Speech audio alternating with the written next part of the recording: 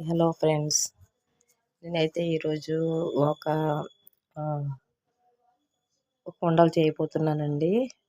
అందరూ బాగున్నారా?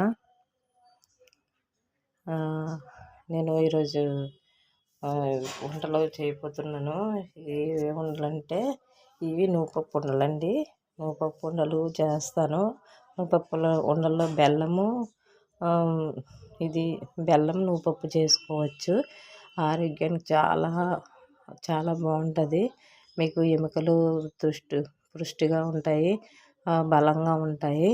ఆరోగ్య బీపీ షుగర్ అలాంటివి ఏమీ ఉండవు. చాలా చాలా ఆరోగ్యవంతంగా ఉండలు ఇవి. తర్వాత తర్వాత అండి, ఇవి అవిసె గింజలు. ఇవి అవిసె గింజలు అంటారండి.